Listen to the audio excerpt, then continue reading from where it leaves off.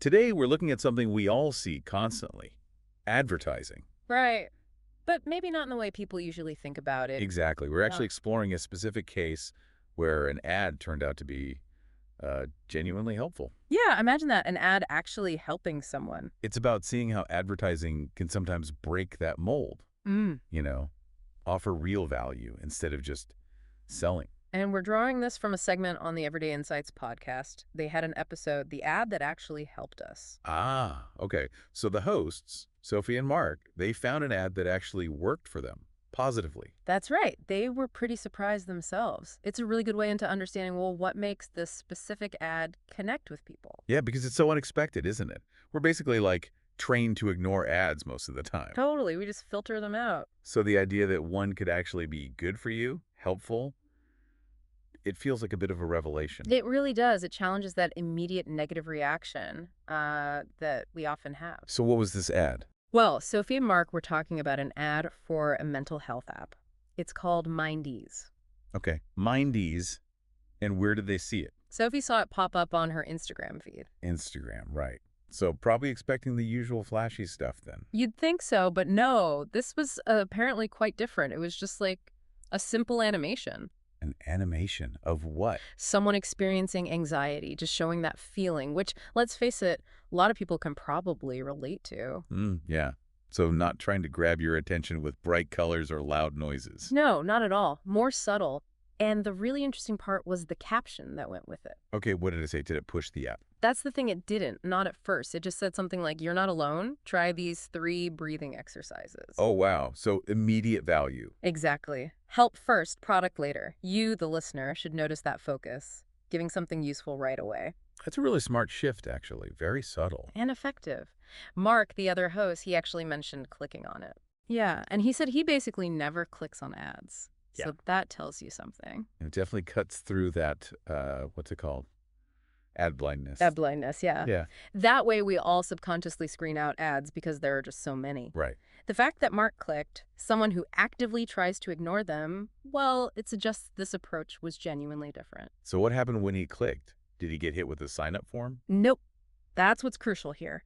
No immediate demands. It took him to a free video. A video showing the exercises. Exactly. The breathing exercises mentioned in the caption, it just reinforced that initial offer of help, no pressure, no, give us your email first. That lack of pressure seems so important here. That feels key. Absolutely. Sophie and Mark both stressed that. Yeah. The app itself, Mindease, it was mentioned eventually, Okay. right at the very end of the video, but they said it was super low-key, almost like an afterthought. So not a hard sell at all. Not even close. More like, hey, if these exercises helped, there's more support here if you want it. Gentle. If we think about communication, marketing, this really stands out, doesn't it? It leads with empathy. It really does. It recognizes a potential feeling anxiety while scrolling and offers something tangible immediately, without asking for anything back right then. It taps into that idea of reciprocity, maybe. Yeah. Give first. Precisely.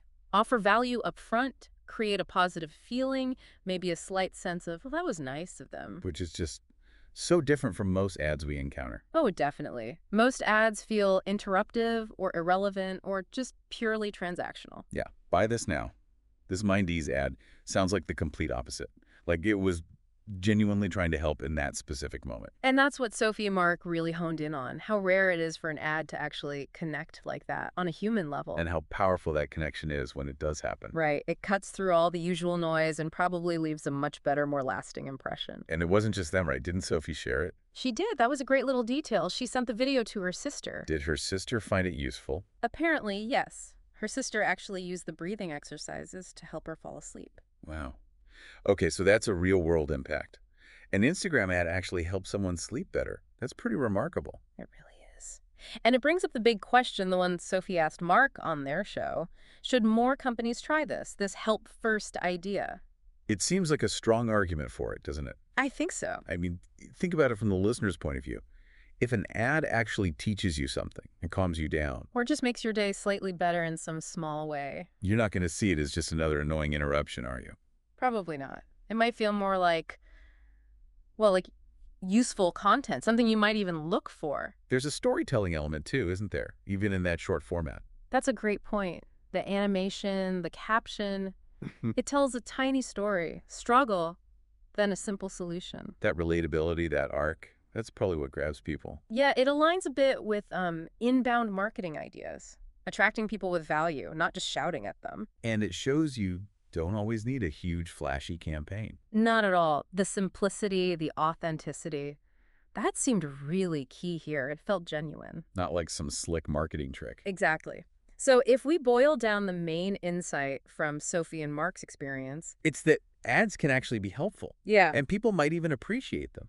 Right. But when they prioritize giving value over just making a quick sale, that's the shift. That's a pretty big takeaway from how we normally view advertising. It is. And it's a lesson that's not just for massive corporations. No, you could be a creator, a small business, anyone trying to connect. Yeah. Leading with help, making that first contact useful. It seems like a powerful way to build trust. Build that positive connection from the start. It definitely makes you think about how we approach communication generally, right? For sure. If the first thing someone gets from you is genuinely beneficial, they're probably going to be much more open later on. Though I suppose one thing for listeners to consider, this help-first approach, maybe it takes longer to see results compared to direct selling. Ah, that's a fair point. Yeah. It's maybe less about immediate sales numbers. And more about building that long-term trust and brand loyalty, perhaps. It's a trade-off. Interesting angle. Okay. Okay, so let's recap this deep dive. The Mindy's ad discussed on Everyday Insights. It's a really strong example of how advertising can sometimes be genuinely helpful. By focusing on the audience, their potential needs, and just offering value straight up, not just selling. Exactly. Moving beyond the purely promotional. So a final thought for everyone listening. Think about this help-first idea. Yeah, where else could it apply? Beyond ads. In our daily interactions, maybe. How could offering value up front build stronger connections, build trust, maybe in places we don't expect? What other parts of life or even whole industries might actually benefit from thinking like this? Something to chew on. Definitely some thought-provoking stuff there. Thanks for joining us for this deep dive. Our pleasure. We'll catch you next time.